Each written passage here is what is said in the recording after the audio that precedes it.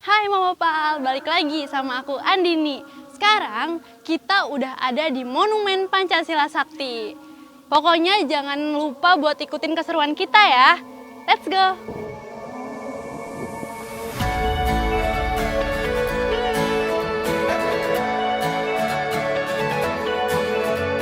Masih bernuansa Hari Pahlawan, kali ini kita akan berkeliling di Monumen Pancasila Sakti. Aku akan ditemani oleh Kak Alia dan Kak Fatur selaku tour guide di sini. Kita mulai dari mana ya? Penasaran kan? Nah, jadi di sini adalah rumah penyiksaan. Nah, rumah penyiksaan ini dahulunya adalah pemilik dari Pak Bambang Harjono. Nah, Pak Bambang Harjono ini adalah seorang kepala sekolah rakyat. Bisa dilihat di situ ada papan tulisnya yang menandakan bahwa rumah ini juga sebagai tempat belajar mengajar, seperti itu. Atau sekarang bisa disebut juga kepala sekolah dasar.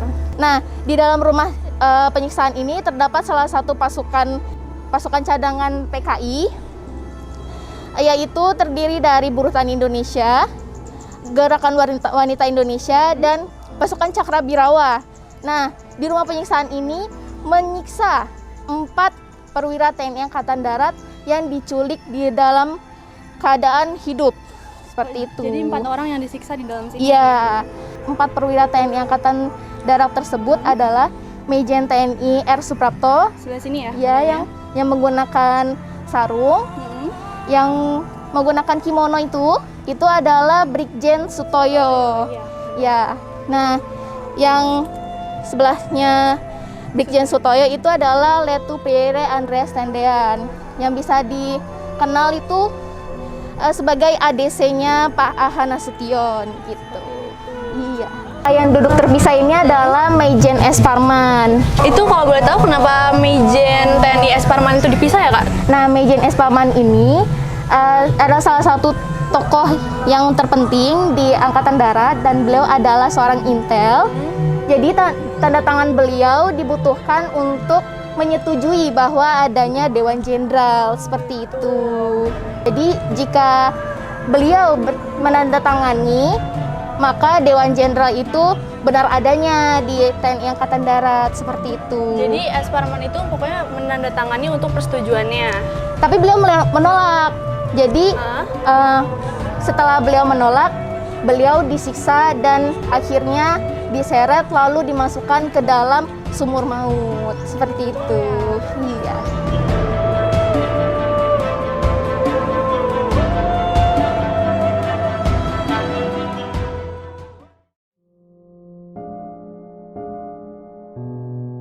Ini adalah spot kedua kita. Ini adalah sumur maut. Nah, sumur maut ini adalah tempat di mana para perwira TNI Angkatan Darat dibuang di sini, 7 orang itu. Berarti yang 7 orang itu yang G30 SPKI ya? Iya, korban G30 SPKI. Kalau boleh tahu itu sumurnya dalamnya berapa ya, Kak? 12 meter. Meter dalam juga? Iya, dalam. Kalau diameternya? Diameternya itu 75 cm. Berarti ini real kan, cuma lebih realisasikan aja? Iya, dan dilindungi sama beton biar nggak bertumpuk aja tanahnya, biar nggak longsor gitu. Jadi ini yang 7 orang itu dibuang ke sini tanggal 1 Oktober. Diangkatnya pada tanggal 4 Oktober oleh Kipam KKO TNI Angkatan Laut yang dipimpin oleh Kapten Wiranto. Kalau misalnya keluarganya taunya gimana tuh, Kak? Taunya keluarganya itu setelah jasadnya itu sudah divisum. Jadi pas divisum keluarganya baru tahu? Iya, dikabari sama pemerintah. Gitu. Jadi selanjutnya kita ke relik patung situ ya? Monumen Pancasila Sakti. Yuk.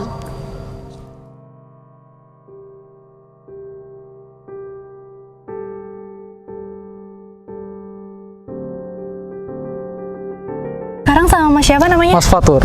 Jadi mau ngejelasin apa nih Mas Fatur? Ngejelasin relief Monumen Pancasila Sakti. Ya, silakan.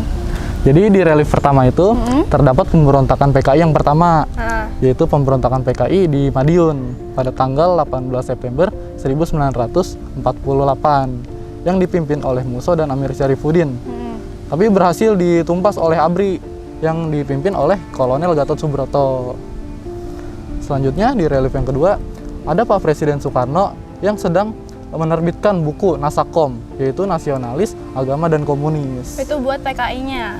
Untuk menyatukan antara nasionalis, agama, dan komunis. Lalu PKI ini merasa tinggi hati, merasa disupport oleh Presiden. Lalu PKI meminta kepada Presiden angkatan kelima dengan mempersenjatai buruh dan tani. Namun para jenderal TNI Angkatan Darat menolak permintaan dari PKI. Lalu PKI merasa sakit hati dan memfitnah para TNI Angkatan Darat dengan menyebarkan isu adanya Dewan Jenderal. Lalu PKI menculik 7 perwira TNI Angkatan Darat dan disiksa di Desa Lubang Buaya. Oh, yang itu ya? Iya. Lalu jenazah TNI Angkatan Darat tersebut dibuang ke dalam sumur maut yang berkedalaman 12 meter. Yang tadi tuh? Iya. Setelah jenazah dibuang ke dalam sumur maut, tanggal 4-nya pengangkatan yang disaksikan oleh Pangkostrat Majen Soeharto. Berarti dari situ keluarganya udah datang dong? Udah. Setelah itu divisum dan dibawa ke Rumah Sakit Pusat Angkatan Darat yang ada di Gatot Subroto situ. Oh, iya. Iya. Selanjutnya pada tanggal 5 Oktober jenazah dibawa ke Markas Besar Angkatan Darat untuk proses pemakaman. Setelah itu dibawa Pemakamannya di Kalibata. Dibawa menggunakan panser secara beriring-iringan. Oh, karena disebutnya makam pahlawan Kalibata, makanya dari ini ya, cerita-cerita ini ya? Iya, karena isinya pahlawan semua. Setelah itu, Pak Presiden Soekarno menerbitkan Super Semar atau Surat Perintah 11 Maret yang gunanya untuk membubarkan PKI di Indonesia, Kak. Setelah itu, para pimpinan PKI diadili di Mahkamah Militer Luar Biasa atau biasa disebut dengan Mahmilub.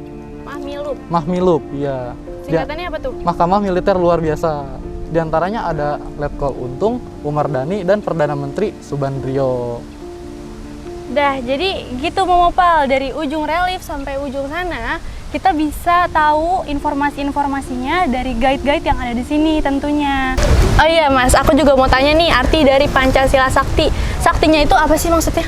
Nah, Pancasila disebut sakti karena Pancasila ingin diubah oleh PKI, karena kan Pancasila ideologi, komunis juga ideologi. PKI ingin mengubah ideologi Pancasila menjadi komunis, tapi berkali-kali usaha PKI itu gagal. Makanya Pancasila disebut sakti. Nah, jadi gitu Momopal, buat kalian yang belum tahu Pancasila Sakti, saktinya dari mana? Karena itu ada pemberontakan dari PKI yang mau mengubah nama dari Pancasila. Karena sakti, karena tuh gak bisa diubah-ubah kan, gagal Iya, terus. gagal Nah terus. gitu Momopal, jadi ceritanya buat kalian yang belum tahu. Oh iya Mas, itu kan ada patung-patung ya? Iya. Maknanya tuh apa ya? Ada 7 ya tuh? Iya, kan pahlawan revolusi itu aturan ada 10 ya. Nah, yang 7 ini menandakan bahwa ini pahlawan revolusi yang ada di Lubang Buaya. Yang 2-nya ada di Jogja dan 1 di Jakarta Pusat. Kalau misalnya itu kan berbeda sendiri tuh yang tengah tuh, yang nunjuk. Iya, itu itu. kenapa tuh? Jenderal Ahmadnya ini sedang menunjuk ke arah sumur maut. Karena kita sebagai generasi muda harus waspada dan mawas diri supaya kejadian seperti ini tidak terulang lagi. Nah, jadi Momopal, kenapa patung yang di tengah Bapak Jenderal Ahmad Yani itu menunjuk? Karena tunjukan tangannya itu mengarahkan ke tempat lubang buaya ya? Iya. Agar kita selalu mawas diri dan supaya kejadian seperti ini tuh nggak terulang lagi, kayak gitu kan? Iya. Iya. Jadi seperti itu Momopal ceritanya, dari relief dari ujung sana sampai ujung sana kita udah dibahas sama Masnya. Patung-patungnya juga udah, arti-artinya juga udah. Jadi kita selanjutnya mau kemana nih? Ke rumah pos komando. Yuk, ikutin kita. Nah, Momopal, sekarang kita lagi ada di pos komando. Coba silakan Masnya jelasin. Jadi pos komando ini dahulunya milik rumah milik Bapak Sueb. Bapak Sueb. Iya, yaitu penjual kelapa. Setelah itu rumahnya diambil alih oleh PKI, lalu Bapak Suebnya diusir. Setelah itu rumah ini digunakan oleh PKI untuk sebagai base camp ibaratnya. Jadi lah. base campnya PKI itu di sini. Iya. Ya kan? Untuk merencanakan pemberontakan. Jadi tempat istirahat semuanya PKI ngumpulnya di sini. Iya. Itu Momopal. Jadi ini tuh base campnya PKI. Dan rumah ini 80% masih asli. Jadi ini asli 80%. Iya, karena tembok bangunannya. Jadi masih nggak dapat dimakan kuat. rayap. Oh, iya. Nah, kan ini udah ya. Lanjut kita mau kemana nih? Ke dapur umum. Jadi rumah pos komando ini nggak memiliki dapur. Beda tempatnya. Beda. Jadi dapurnya ada di sana. Yuk kita ke sana yuk. Yuk. Nah, sekarang kita udah ada di dapur umum ya. Iya, dapur umum. Dapur umum ini dulunya rumah milik Ibu Amroh. Ibu Amroh. Iya, itu seorang janda yang menjual pakaian keliling. Lalu rumahnya diambil alih oleh PKI dan Ibu Amrohnya diusir. Diusir. Dengan diiming-imingi akan diberikan uang. Tapi enggak. Enggak, iya. Rumah dapur umum ini sudah replika ya, udah nggak asli lagi. Karena terbuat dari bilik. Udah kemakan rayap ya. Iya, jadinya. tapi barang di dalamnya itu Ada genteng asli ya? Ada, masih asli semua. Oh, jadi ini yang masak di dapur umum tuh siapa ya? Gerwani, pasukan Gerwani. Gerwani. Jadi ceritanya gitu, Momopal dapur umum ini bisa sama yang tempat pos Pos komando. Dapur umum ini buat yang masak-masak. Nah, yang masak itu Gerwani-gerwaninya, gerakan. Wanita Indonesia. Nah, buat ngelayanin si PKI-PKI-nya. Jadi kalau mereka mau makan nanti diantre ya? Iya. Dari sini ke sana. Gitu ceritanya Momopal. Jadi abis ini kita langsung lanjut ke Truk PN Artayasa. yuk. Kita lagi ada di Truk PN Artayasa. apa nih cerita di balik truk ini nih? Jadi P itu kan perusahaan, N negara, Arta uang, dan Yasa artinya pencetak. Jadi mobil ini milik perusahaan pencetak uang. Terus dicuri. Lalu kendaraan ini kan ingin menjemput salah satu anggota karyawannya, anggota karyawan PN Artayasa. Lalu kendaraan ini lewat ke rumah DI Panjaitan. Lalu PKI merampas kendaraan tersebut untuk mengangkat jenazah Brigadir Jenderal DI Panjaitan. Lalu di situ juga ada saksi hidup polisi tingkat 2 Sukitman. Lalu ia ikut dibawa oleh PKI menggunakan truk ini. Oh, jadi isinya itu jenazah Dewi Panjaitan Iya. sama saksi hidupnya. Iya, Jadi seperti itu Momopal ceritanya. Kenapa ada truk PN Artayasa di sini gitu. Nah, Mas, selain truk ini ada lagi? ada mobil Jenderal Ahmad Yani yang ada di sebelah sana. Yuk. Yuk.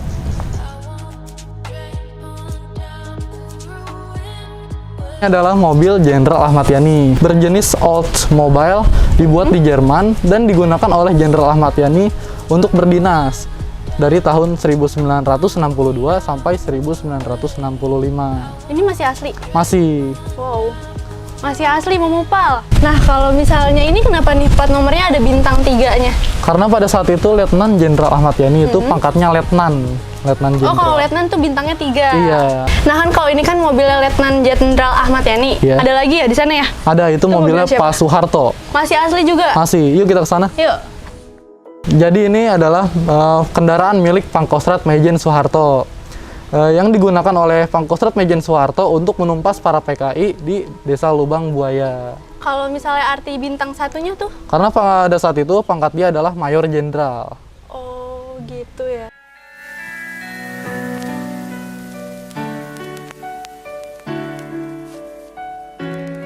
Nah, sekarang kita balik lagi nih sama Kak Alia. Lagi di mana nih Kak Alia? Ada di Museum Paseban. Paseban tuh ada maksud tersendiri nggak dari kata itu? Nah, Paseban atau Pasebo itu berasal dari kata Jawa atau bahasa Jawa yang artinya adalah suatu ruangan untuk menjamu pimpinan atau raja. Seperti itu. Nah, di dalamnya itu ada apa aja ya? Di dalamnya itu ada 16 diorama yang menceritakan tentang rapat-rapat dan penculikan. Gitu. Jadi buat Momopal yang mau tahu kelanjutannya, yuk kita masuk ke dalam. Yuk. Nah, Momopal, karena kita lagi ada di gedung Paseban, sekarang kita lagi ada di ruangan pertama diorama. Iya. Beneran Kak Alia? Iya. Nah, coba bisa dijelasin? Nah, apa ini nih? adalah rapat-rapat persiapan G30 SPKI, di mana Ketua Sentral Komite DNI memerintahkan Syam Kamaruzaman Pono dan Waluyo untuk merapatkan gerakan tersebut. Berapa kali Kak dia boleh tahu rapatnya? Rapatnya itu sebanyak 16 kali dan rapat akhirnya itu dilaksanakan pada tanggal 29 September 1965 yang melahirkan gerakan G30 SPKI.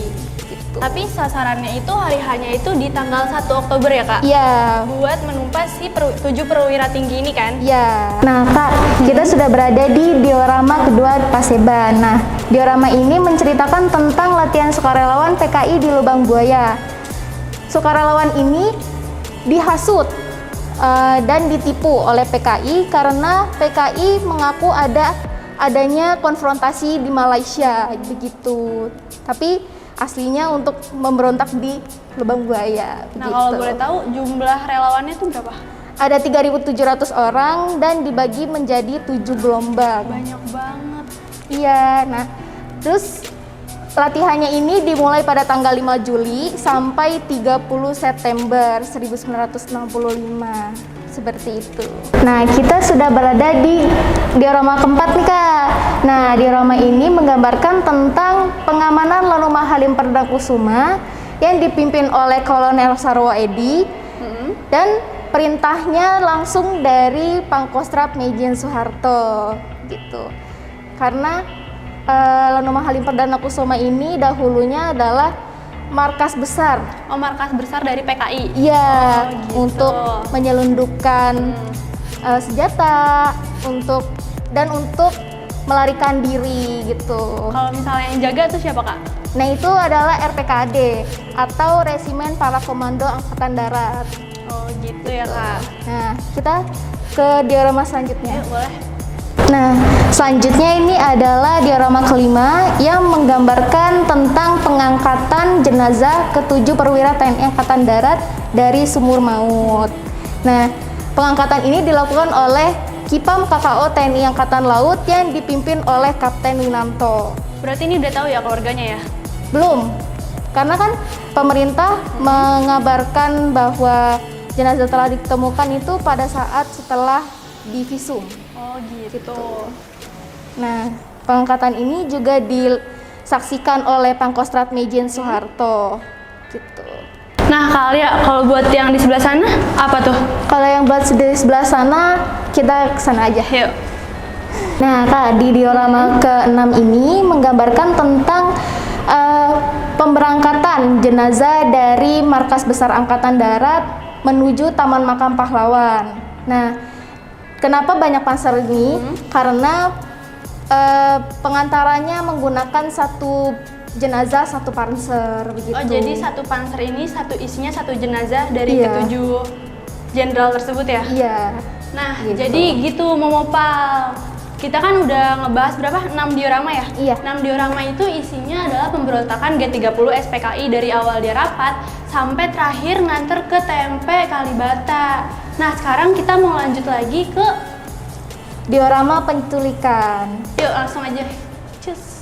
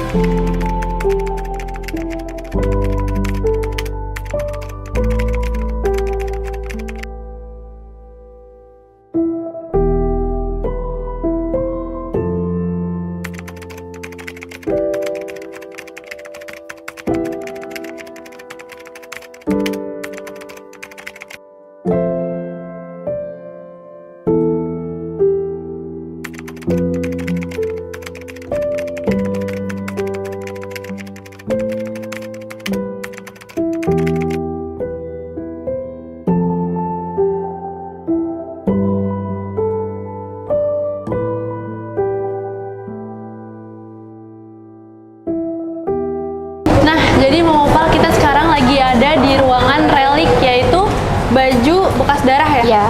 Jadi gimana nih Kak? Ini yang pertama ada apa? Ini ada pakaian bekas darah milik dari Brigjen Sutoyo. Ini asli Kak? Asli. Warnanya emang kayak gini? Oh enggak, warnanya itu ada putih kebiruan kalau nggak salah. Terus karena 3 hari dalam tanah jadinya berubah warnanya karena kecampur. Jadi ini kena tanah, darah gitu ya Iya, Kak? kecampur-campur Oh, gitu. gitu. Nah, ini juga ada pakaian dinas milik dari Brigjen Sutoyo. Ini juga asli? Asli, ini pemberian dari pihak keluarga. Gitu. Berarti ini semua yang ada di dalam ruangan masih asli? Asli. Oh gitu ya Kak? Iya. Nah, ini juga ada pakaian bekas darah milik Brigjen DI Panjaitan. Ini ada. Ini tinggal celananya ya? Iya. Ini cincin kawinnya nih Kak? Iya, cincin kawinnya. Masih ada juga ternyata. Iya. Ini kenapa nih ya banyak jahitan-jahitan gitu? Nah, kenapa ada jahitan-jahitan ini? Karena pada saat pengangkatan kulit dari jenazah itu sudah menempel di pakaian Pakaiannya. korban. Ya, jadinya Gitu. daripada merusak kulitnya, mending bajunya aja yang dirusak begitu. Jadi tinggal dijahit aja jadi kayak gini ya Kak? Iya, betul. Nah, selanjutnya ini adalah pakaian PDU milik Brigjen DI Panjaitan yang pada waktu itu ingin berdoa tapi sudah tertembak duluan. Tapi ini bajunya asli pas lagi penembakan? Iya, betul. Gitu. Nah, selanjutnya ini adalah radio milik Majen S. Parman. Pada waktu itu Ini rusak karena? dirusak oleh PKI, Kak. Gitu. Jadi karena sambungan telekomunikasi semuanya dikuasai oleh PKI, nah ini juga dirusak juga begitu. Masih ada aja sampai sekarang awet juga ya berarti ya? Iya. Nah, ini juga ada peninggalan-peninggalan dari Majen S. Parman seperti rokok, dompet, kaos kaki, yang Sabut cuma tangan ya? sebelah. Iya, sabut tangannya. Lengkap banget masih ada di sini. Iya. Dan keluarga-keluarga dari beliau juga suka mengunjungi ke sini gitu. Oh gitu. Jadi kenapa mereka nggak nyimpen di sini? Dari pihak sananya udah setuju ya kalau buat taruh di sini barang-barang Iya, mereka? betul. Nah, selanjutnya Hah? ini juga ada ini pakaian bekas darah milik Majen S. Parman sama dari Majen DI Panjaitan ini juga dijahit-jahit karena Udah nempel sama kulitnya gitu? iya betul. Nih baju bekas beliau pada saat pemberontakannya. Nah, Masih awet banget sampai sekarang. iya. Selanjutnya Kita lanjut ke baju bekas darah milik MT Haryono. Nah, Ini celananya juga- ya? Iya, ini celana beliau, cincin-cincin, Kacamata masih kacamata gitu. Nah, ini juga pakaian dinas dari MT Haryono, Majen MT Haryono gitu. Ini juga koleksi yang diberikan oleh pihak keluarga gitu. gitu ya Kak ya? Nah, selanjutnya ini baju bekas darah milik Letjen Ahmad Yani. Karena pada waktu subuh itu kan 4:30 ya, Iya. waktu penculikan, itu beliau masih menggunakan piyama. Oh ini jadi Tuh. celana piyamanya ya? Iya, betul. Ini juga ada tongkat komando. Gitu. Oh gitu. Iya. Nah, ini juga ada Ke apa nih? baju PDU milik Punya siapa? Letjen Ahmad Yani. Seperti itu. Masih lengkap banget ya di sini ya? Iya, Peninggalan-peninggalannya lengkap. masih ditaruh di sini. Dan tertata rapi. Benar. Nah, Coba selanjutnya kita- ini milik Majen Wow. R. Suprapto. Ini udah kelihatan tanah-tanahnya masih ya ada. Ini darah nggak sih Kak? Iya, ini darah ini. Darah ini, darah bercampur tanah gitu. Masih lengkap banget di sini. Iya. Dan selanjutnya ini ada pakaian bekas Letu Pierre Andreas Tendean. Nah, pada waktu itu diculik menggunakan jaket dan Oh jadi pas celana. lagi penculikan dia pakai pakaiannya kayak gini nih Kak? Iya, pakaiannya seperti ini. Gitu. Iya.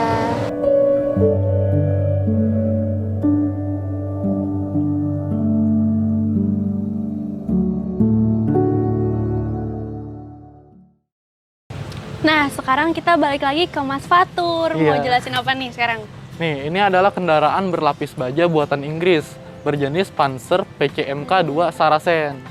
Yang buat ngangkat jenazah itu Iya, ya? buat ngangkat jenazah para jenderal. Panzer ini digunakan untuk mengangkat Jenderal MT Haryono. Sisanya? Sisanya dibagi-bagi ke museum lain. Jadi gitu Momopal, nih adalah kendaraan yang digunakan untuk mengangkat jenazah ke TMP Kalibata.